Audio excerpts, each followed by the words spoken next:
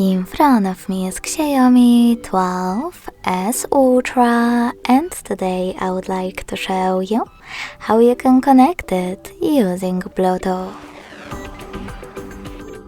First of all, go into Settings. In them, select Bluetooth section. Then click on this switcher next to Bluetooth feature to activate it.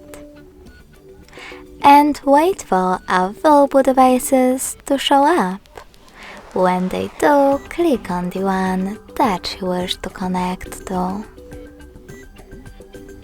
Now wait for the pop-up and select Pair. Lastly, wait for the other device to do the same. As you can see, after a couple of seconds, my devices were successfully connected.